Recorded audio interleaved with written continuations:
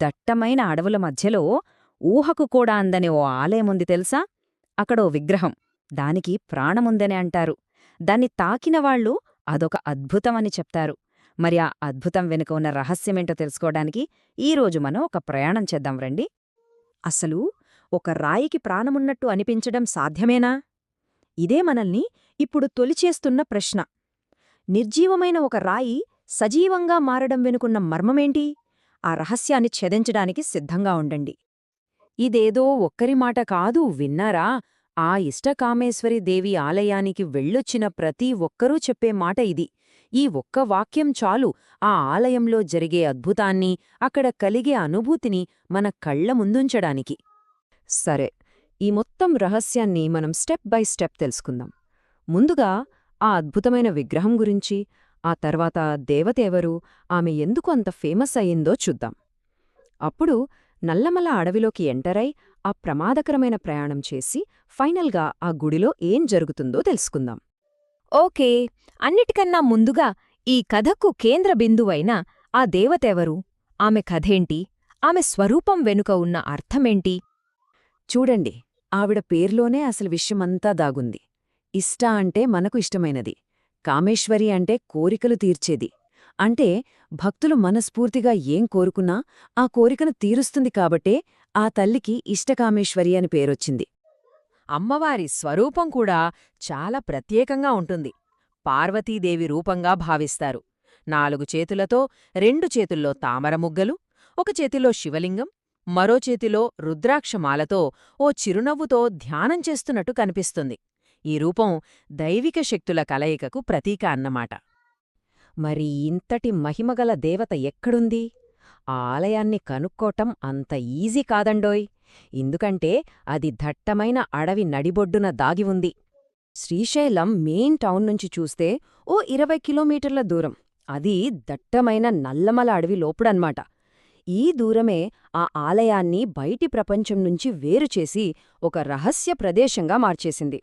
అసలు ఈ నల్లమల అడవి అంటే కేవలం చెట్లు, పుట్టలు అనుకుంటే పొరపాటే. ఇదొక ఆధ్యాత్మిక నిధిలాంటిది. ఇక్కడింకా ఎవ్వరికీ తెలియని 500కు పైగా పురాతన శివలింగాలు ఉన్నాయని స్థానికులు నమ్ముతారు. ఇది వింటుంటేనే ఈ యాత్ర ఎంత అడ్వెంచరస్గా ఉంటుందో అర్థమవుతుంది కదా. అయితే ఆలయానికి వెళ్లడమే ఓ పెద్ద పరీక్ష. ఇది కేవలం మన నమ్మకాన్నే కాదు, మన ధైర్యాన్ని కూడా పరీక్షిస్తుంది. ఓ 40 నిమిషాల ప్రయాణం. కానీ ఇది మామూలు ప్రయాణంలా అస్సలు ఉండదు. మంచి ఎక్స్పీరియన్స్ ఉన్న లోకల్ డ్రైవర్లు మాత్రమే నడపగలరు. ఎందుకంటే దారంతా పెద్ద పెద్ద బండరాళ్ళు, ఎగుడుదిగుళ్ళు, ఒంట్లో ఎముకలన్నీ కదిలిపోతాయేమో అనిపిస్తోంది. ఆ తర్వాత ఓ కిలోమీటరు నడవాలి కూడా. ఇదొక్కడే కాదు, ఇంకో కండిషన్ కూడా ఉంది. టైం. సాయంత్రం 5 దాటిందంటే చాలు, అడవిలోకి ఎంట్రీ లేదు. ఎందుకంటే వన్యప్రాణులు తిరిగే సమయం కదా. సో ఈ ప్రయాణంలో ఓ టెన్షన్, ఓ అనిశ్చితి కూడా ఉంటాయి. ఇన్ని కష్టాలు పడి, సాహసాలు చేసి చివరికి మన గమ్యస్థానానికి చేరుకుంటాం. అయితే అక్కడ మనకు కనిపించేది పెద్ద గోపురాలతో ఉన్న ఆలయం కాదు, ఒక చిన్న గుహ. వేరే ఆలయాల్లాగా పెద్దగా, వైభవంగా ఉండదు. చాలా సింపుల్గా ఉంటుంది. చీకటిగా ఉండే ఆ గర్భగుడిలోకి ఒకేసారి 4 మాత్రమే వెళ్లగలరు. కేవలం ఒక దీపం వెలుగులో అమ్మవారిని చూడాలి. ఆ చిన్న ప్రదేశమే భక్తులకు, అమ్మవారికి మధ్య ఏదో తెలియని బంధాన్ని ఏర్పరుస్తుంది. ఈ ఆలయంలో మరో స్పెషాలిటీ ఏంటంటే ఇక్కడి పూజారులు. వాళ్ళు చెంచు గిరిజనులు. వాళ్లే ఎన్నో ఏళ్ల క్రితం ఈ విగ్రహాన్ని కనుక్కున్నారట. అప్పటినుంచి తరతరాలుగా వాళ్లే ఈ గుడి సంప్రదాయాల్ని కాపాడుకుంటూ వస్తున్నారు. ఇక అసలు విషయానికి వస్తే ఇక్కడ చేసే పూజ. భక్తులు అమ్మవారి నుదుట కుంకుమ పెట్టి వాళ్ల కోరికను మనస్సులో చెప్పుకుంటారు. సరిగ్గా ఆ క్షణం ఆ రాయి మెత్తగా అచ్చం మనిషి చర్మంలా మారుతుందట. ఆ ఫీలింగే వాళ్ల కోరిక ఖచ్చితంగా నెరవేరుతుందన్న నమ్మకాన్ని రెట్టింపు చేస్తుంది. 41 రోజుల్లో కోరిక నెరవేరుతుందని గట్టిగా నమ్ముతారు. సరే, మరి ఈ మొత్తం యాత్రలో అసలు సారాంశమేంటి? కేవలం కోరిక తీరడమేనా, లేక అంతకుమించి ఇంకేమైనా ఉందా? ఇక్కడ మనం గమనించాల్సిన విషయం ఒకటుంది. ఈ స్థలానికి ఉన్న శక్తి 2 కారణాల వల్ల వస్తుందంటారు. 1, అక్కడికి చేరుకోవడానికి మనం పడే కష్టం. 2, అక్కడ మనం పొందే అద్భుతమైన అనుభూతి.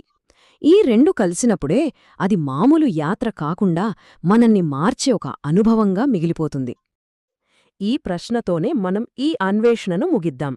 నిజంగా మనకు దొరికే బహుమతి మన కోరిక తీరడమా, లేక ఆ కోరికను అడగడానికి మనం చేసిన ఆ కష్టమైన ప్రయాణమా?